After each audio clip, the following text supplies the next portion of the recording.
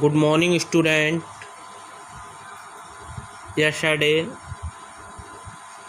I finished this chapter, The Sad. Reading, explanation, and all written work has been done. Now, the next chapter, The Ash That Made Tree Bloom. राख जिससे पेड़ भी खिल उठते हैं.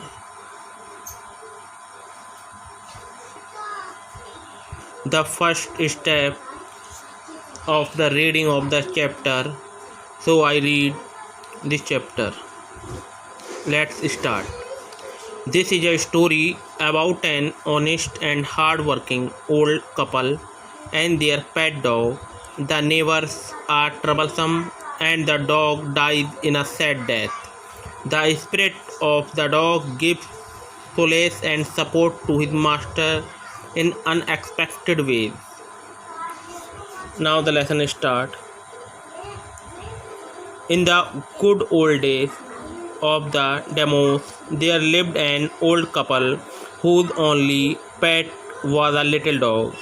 Having no children, they loved it as though it were a baby. The old dame made it cushion of blue crepe में carpet है, and at meal time Muko, for that why its name, would sit on it as snug as any cat. The kind people feed the pet with the tidbits of fish from their own chopstick and all the boiled rice it wanted. Thus treated, the dumb creature loved its protector like a being with a soul. The old man, being a rice farmer, went daily with hoe or spade into the field, working hard from morning until ओटेंटोसेमो. ओटेंटोसेमा Japan में Japanese story है my dear student. तो बीच बीच में कुछ ऐसे word आ जाते हैं जिन्हें मैं बताता हूँ. ये ओटेंटोसेमा जापान में सूरज को कहते हैं, सन को. लिखा है ब्रैकेट में as the sun is called. Had gone down behind the hill every day. The dog followed him to work, never once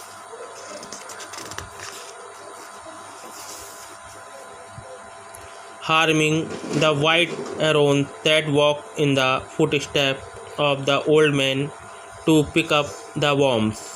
For the old fellow was patient and kind to everything that had life, and often turned up a sword on purpose to give food to the birds.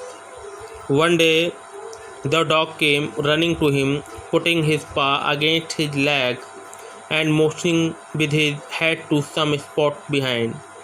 The old man at first thought his pet was only playing and did not mind it, but the dog kept on whining and running to and fro for some minutes.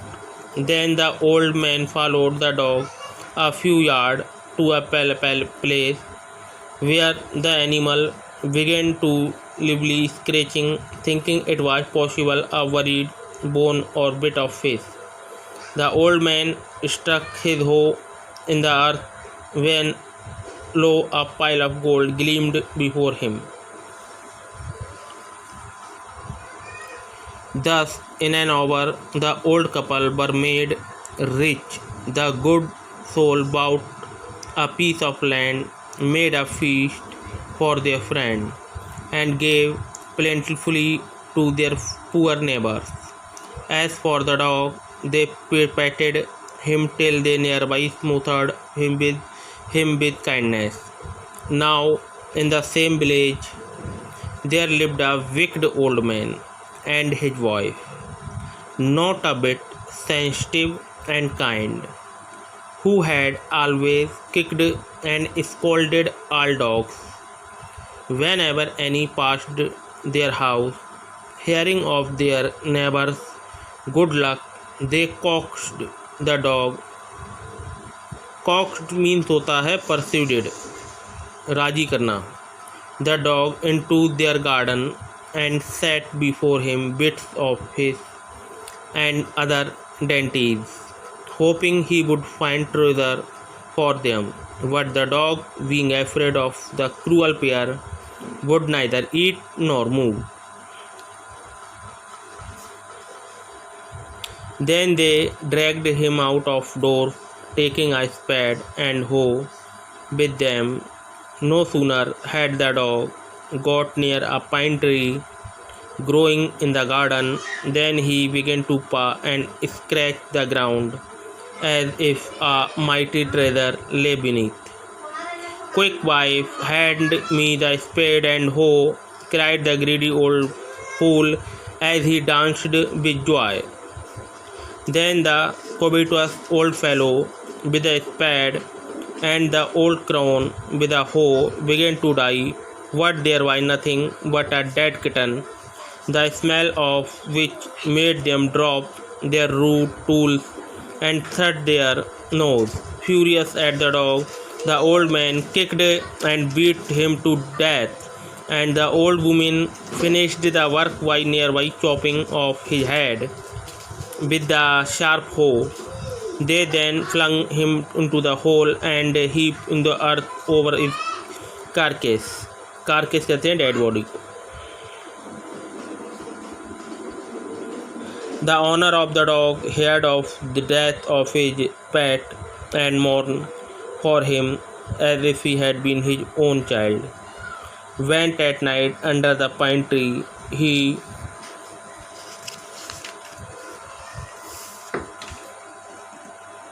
set up some bamboo tube in the ground, such are used before tomb, in which he put fresh flour.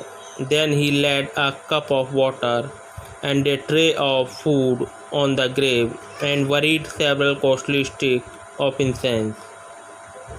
He mourned a great while over his pet, calling him many dear names, as if he were alive.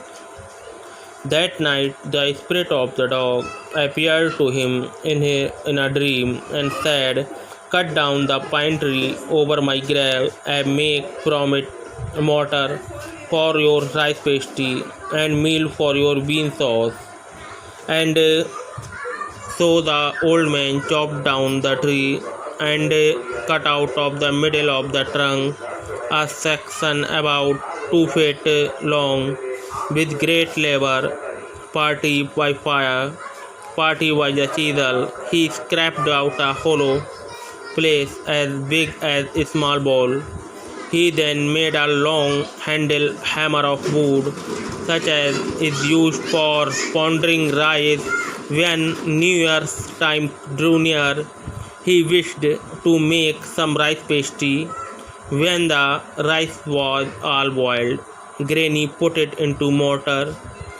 The old man lifted his hammer to pound the mass into dust, and the blow fell heavy and fast till the pasty was already of faking.